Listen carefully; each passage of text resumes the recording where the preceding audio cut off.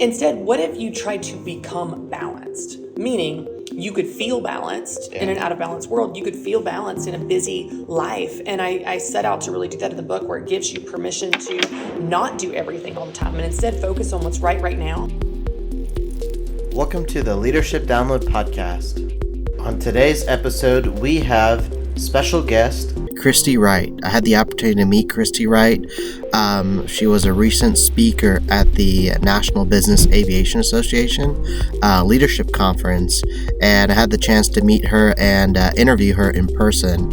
And so to tell you a little bit about Christy Wright, if you haven't heard of her, Christy Wright, she used to be with Ramsey Solutions. She is the author of several books. Some of them are Business Boutique, Take Back Your Time, and Living True. She is a certified business coach, great dynamic speaker, and a personal development expert. Christy Wright, she was with 12 years with Ramsey Solutions, and before she recently took a leap of faith to follow God's call to do something new. Christy Wright has been also featured on the Today Show, Fox News, and in Success, Entrepreneur, and Woman's Day magazines. So when she's running around on stage or running after her kids, challenging leaders, or changing diapers, Christy lives out her faith and loves to help others to do the same. Christy resides in Nashville, Tennessee, with her husband Matt and their 3 children, Carter, Conley, and Mary Grace. So on this episode with Christy, we talk about her book and her speaking topic, which was Take Back Your Time. So I really hope you enjoy this podcast with Christy Wright. Well, hi, we're here with Christy Wright. She recently came out with her book, Take Back Your Time. And so thank you, Christy, for being part of the podcast. Yeah, thanks for having me. Thank you. And so just to give you some perspective, we're sitting here in Charlotte, North Carolina, here for the NBAA Leadership Conference, and you'll be speaking about this topic tomorrow. Yeah. Take Back Your Time. And so with this book, it's a message that definitely resonates with me. And what was your heart behind the book, and why did you choose to kind of write about this topic? Well, my favorite part of the book is the subtitle, The Guilt-Free Guide to Life Balance. And the reason I put that in the subtitle on the cover is because that's the number one question I'm asked. It's the number one question I've been asked for over 10 years in coaching business leaders and training people and all different stages of business and types of business. It doesn't matter if it's male or female. This is something everyone struggles with, even though the struggle may look different. And so I'm, like a lot of leaders and marketers, I pay attention to what is my audience saying? What are they asking about? And then when I had my own children, 3 kids in like 4.5 years, I felt that strain in a whole new level. And so I just feel like it's one of those things that we love to hate it. We love to talk about it. No one can figure it out, but it constantly nags at us. And I thought, you know what? This is a space that is weighed down by guilt. I want to come into it, redefine it, and shine some hope. Give people some hope in the space that is actually achievable. It's not these unrealistic standards, and I think that's really important. And so, one of the things we hear about is work-life balance. And you start off the book by talking about balance, and you actually talk about redefining that balance. So how does one achieve balance, and is that achievable for someone? Well, this is what we're talking about tomorrow. I think we talk about this subject wrong. So we use these examples of how do you balance it all, and balance is always a verb. And we have all these analogies of spinning plates and juggling balls, and that just sounds stressful and not realistic and not fun. And there's a lot of risk involved. What if you drop one, and what if the plates break and all that? And so what I really try to set out in my book is a path that is very not only realistic and achievable, but it's one of those things where we're going to take the word and look at it differently. So instead of looking at balance as something that you do, how you balance it all, or this perfect equilibrium of we have work-life balance and it's this even scale, or the pie is perfectly split between all these areas of our life. Instead, what if you tried to become balanced? Meaning, you could feel balanced in an out of balance world. You could feel balanced in a busy life. And I set out to really do that in the book, where it gives you permission to not do everything all the time and instead focus on what's right now. And it turns out that when you do the right things at the right time, when you do what's right now for you, and that changes all the time, you feel that sense of balance because you actually are doing what's right instead of feeling the pressure to do everything. We can't do everything. So instead, let's identify what's right, focus on that, be present for it, and then you can shake the guilt for all the things that are not right now. And I think a lot of folks, especially more so in the aviation industry, who you're speaking to tomorrow, is they're often juggling a lot.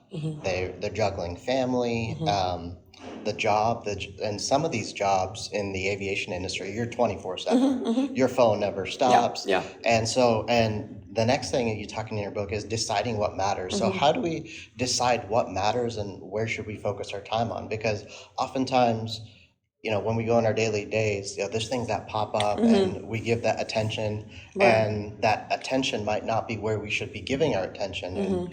And we have to decide and focus on what matters. So how do we do that? Yeah, well, I think you need to understand the season that you're in. And that's really important because our priorities are not a set it and forget it thing. It's not like these are my priorities in life and they're the same forever. No, they change. They change depending on your season. Who I was as a young woman that wasn't married is very different than my priorities when I'm married, very different from when I have a newborn, very different from me and during a book launch season and that type of thing. And so I think when you give yourself permission to be present in your season and say, what's going on right now? What are my priorities right now based on what I'm going through and what's happening in my world, my main buckets of life from faith, family, fitness, all of these different main areas, your work, your business, and so on. Then it gives you permission to focus on a few things and let the other things go. And sometimes we get real squirmy about this. Like we think like it's God, others, self in that order. That is fine in the worst case scenario. Like if push comes to shove, God comes first and then family and then work. But day to day, you're going to your job. So your job is coming first. So we need to be realistic about practically and tactically how we manage our time. So I'll give you an example. During book launch season, my book came before my kids. I love my kids. I'm a good mom. Doesn't mean I did not see them. I saw them. But if they're like, will you braid my hair or can I be on the Today Show? I'm going to be on the Today Show because that's more important than braiding hair in this season. Right. And then in another season, I'm turning down work stuff so I can be with my kids. So we have to get out of the clouds of like this idyllic, be a good person priorities. And instead, what are real priorities? And guess what? They change per season. And so it gives you permission to do that. It gives you permission to focus on what's right now. And let go of the things that are not right now. But to your point, people that are on 24/7, their version of balance is going to look different than someone who's not. Right. And so they need to decide what's important in this season and what does their version of balance look like. But sometimes I feel like a lot of leaders and just people in general, it's hard to say no. And it's always so easy. Oh, yes, I can commit to this. Yeah. Yes, I can do this. Yes, I can do this. I know I myself am in a season right now where I'm saying yes to everything. And right now, as I sit here, I am so overloaded and, a lot on my plate. And so how do we get that courage to say no? Because sometimes no could mean you're missing out on an opportunity. Yeah. Well, I think it's an interesting combination of hero complex. This is for me. Hero complex. A lot of leaders have this. It's like we love to be the hero. We love to be needed. We love to save the day. And so we've got a little bit of that going on. There's also some insecurity of like, that I'm going to miss out. It's FOMO, or what if I don't get asked again, or what if this is my one shot, or I'm leaving money on the table.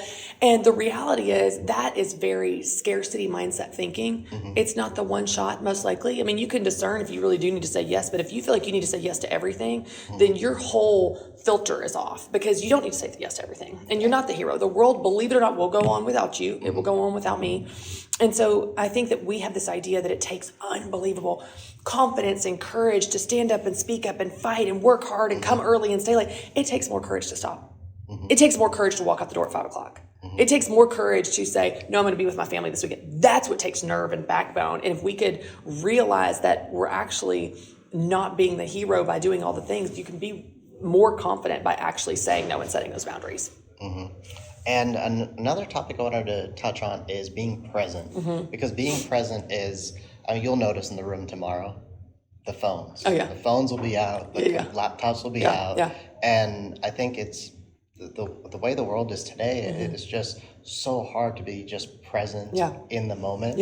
And present for, especially when things matter. Once you've decided what matters and you're in that space where it matters, it's so hard to be present. How do we become present in what we determine what matters in our lives? It's a choice. I mean, it's a choice. Like, you can choose what you focus on. In the room, you can choose to open your laptop or you can choose to close it. It's a choice. That laptop did not open itself. Believe it or not, that phone did not hop in your hands. Right. You, with your mind and your hand, picked it up. And so, yes, a lot of it is habitual, that we have to break the habits, because some of it is just unconscious, checking and clicking and scrolling. It's unconscious. So we do have to break the habit. But we have to realize that we're not victims. This is not like, oh, this is just the way the world works. No, we have a choice. Yeah. Is it harder to swim up current? It is. It's hard to stand in the elevator and not pull your phone out, where you just look at people and go, hi, how you doing? Right. Like, look people in the eyes like a weirdo and just actually meet someone. You know, Right. it's like it takes more effort to do that. But I think what's amazing is when you get in the habit where you allow yourself and train yourself to be present, you actually get to experience your life. You did not realize how disconnected you were from your life for years of just your mind is one place and your body is another. When you bring your mind back to where your body is, you notice sights and sounds and textures and people and sunsets and your spouse and your child giggling, and you notice this whole world that you were missing before. And so I think the benefit far outweighs the cost of giving up that device, but it does take training and it takes making the choice. That's good. And you touched on this a little bit, is creating balance in every season. You mentioned like that example with your book launch, you know, prioritizing the Today Show over your kids, which is perfect for that season. But sometimes that could be difficult to do.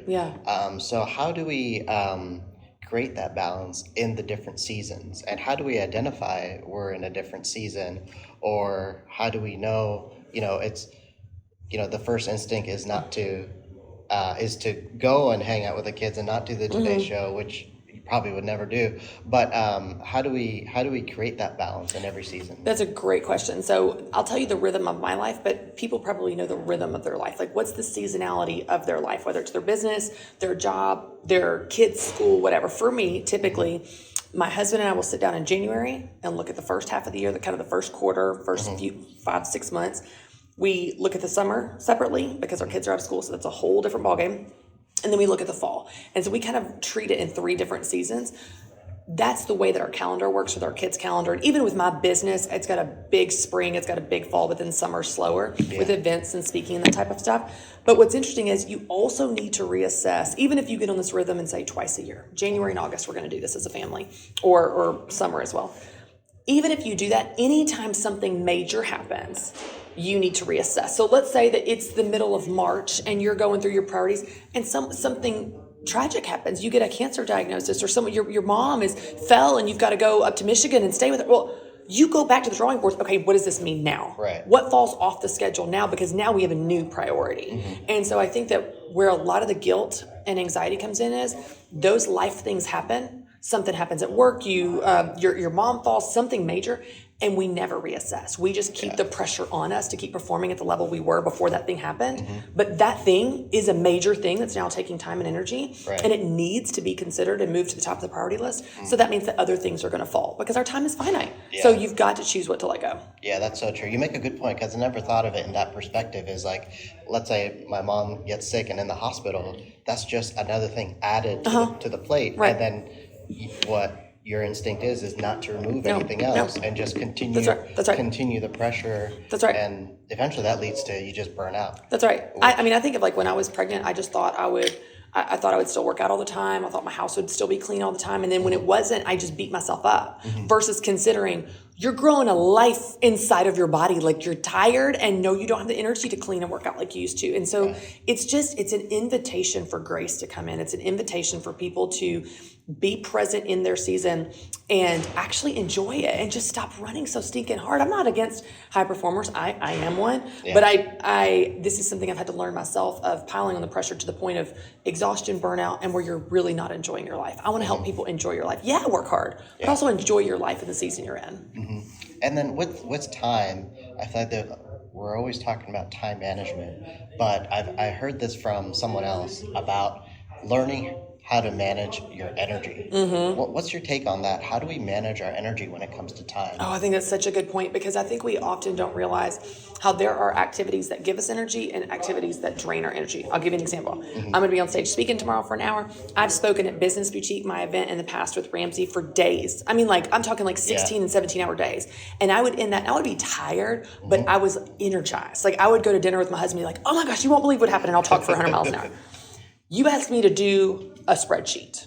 I mean, like you asked me to do some kind of details of spreadsheets, numbers, data. I got 5 minutes before I need a nap. Like it absolutely zaps me because my brain doesn't work that way. And so when we understand the activities that give us energy and those that don't, minimize those that don't, those that drain your energy or get help or outsource or delegate, and stay in those lanes that give you energy, and then you can get more done and have more fun. So I think that's a really good way to look at it as well. Awesome. And, faith continues to be a part of your journey and my journey as well. And sometimes it can be, there's times when it's just put on the back burner. And I know that's very resonant of me and when it comes to managing our time. So, for those listening and they believe in something, in faith and spirituality, and it's a part of their life, but how can one make it make faith truly a priority and a focal point in that everything that you do, because it can be challenging at times. Yeah, totally. So I think there's two pieces to this. On the one hand, I look at faith as just being integrated into everything I do. So I'll be in the parking lot. This is going to be silly, but I'll be in the parking lot and be like, Lord, help me find a parking spot. Like I will talk to God about anything. There's nothing off limits. And so to me, I don't just meet with God in church. I'm just conversing with him all day, every day, all the time. So I think you can invite God into all these other things of your life versus treating faith like an ornament and it's a segment of your life. What would it look like to invite your faith into that health diagnosis, into your business, into your strategy meetings, into, my gosh, I'm having trouble parenting my kids. God, help me with this. So I think that it can be integrated into everything and it can become more of a foundation that everything else flows from rather than an ornament and a segment or a piece of the pie.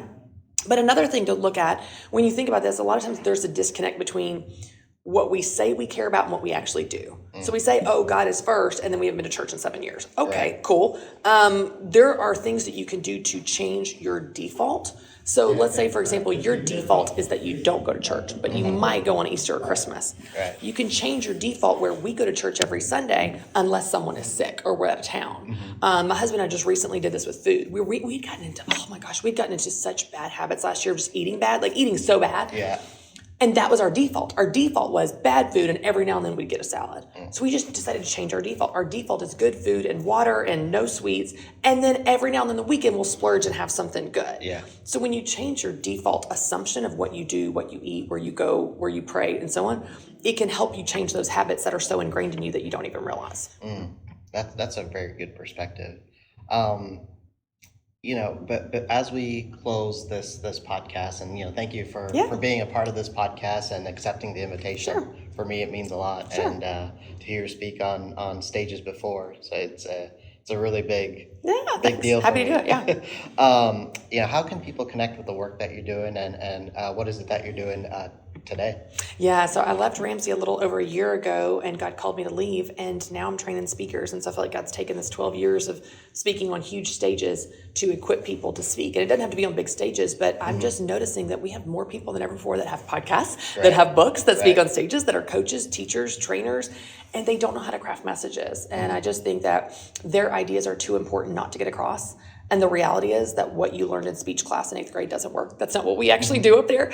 And so I'm helping people craft messages and gain confidence speaking in front of people, whether that's 3 people or 3,000, it doesn't matter. So it's been fun to see God people calling people up to send them out to talk in their different spaces. But you can find out about any of that at christywright.com. But thank you for asking. Yeah, that's awesome, because I believe this is something that I'm preaching in my upcoming book as well. It's not just about the message of your story, but it's about other people's stories and helping their message get out, because everyone is unique in their own way, and there are people out there that could learn from different messages, different stories. So I do have a few fun questions. Okay, let's have it. Did you want to say anything else? No, it's great. Time? Okay. It's great. What is it that you're reading today? So Discerning the Voice of God by Priscilla Shirer is a Bible study that I'm on like my 3rd time through. I just keep going through it because I love it so much. So it's really good. Okay, cool. And dead or alive, who would you like to have dinner with? Oh, so many good ones. I don't know. Dolly Parton would be fun. Dolly Parton. Yeah. She's like, everybody loves Dolly. I just love how like everybody loves her. Like she's so like Canada. Like nobody doesn't love Dolly. I'm like, in a world that's so polarized, I'm like, that's pretty impressive. That you can just like, everybody likes you on each side, And lastly, what is some advice that you would like to give to our listeners on what is it something that you've done throughout your journey so far that you encourage others to do? That's a great question. So I try to pull out lessons from things that I've done. So, because I'm a teacher at heart, and one of the things that I've done consistently in my life is I say yes to opportunities before I know how to do it. And especially women sit around waiting till they know how. They have a perfect plan. They have permission. They have all the credentials before they say yes or walk through the door that opened from them. I walk through the door and figured out when I'm on the other side, and that has absolutely paved the way for me to figure out how to speak, to teach, to write, to do anything. And so I think that if we stop waiting to know how to do it, you'll learn how to do it while you're doing it, like parenting, like business, like anything. So just say yes before you know how, and you'll figure out how to do it, I promise. All right. Well, Christy, thank you so much for being on today's podcast. Thank you for taking the time to talk about your book, Take Back Your Time, and really appreciate all the insights that you've provided, and look forward to your talk tomorrow at the NBAA Leadership Conference. Awesome. Thank you. Thanks so much for having me. Well, really hope you enjoyed the podcast interview as much as I did. I learned so much during this interview, and she truly had an amazing talk at the conference. And if you would like to learn more about how to take back your time and more insights on what Christy Wright had to say about time management and taking back your time, you could find her book, Take Back Your Time, on really any book-selling platform there is. Amazon, Barnes & Noble, Walmart, eBay, it's all on there for you. And you can also check her website, christywright.com, and she has amazing content out there right now. And so thank you so much for taking the time out of your busy schedules to listen to our podcast. And also, if you want to learn more about the work that we're doing, you can check out our website, TC Advisory Group. We have some awesome new offerings and services out there. You can learn more about the work that we are doing. And so we really appreciate your time and hope you're enjoying your summer. And catch us next week on the same podcast, the Leadership Download Podcast. And feel free to catch our previous episodes as well. And we'll catch you on the next one. Thank you. Cheers.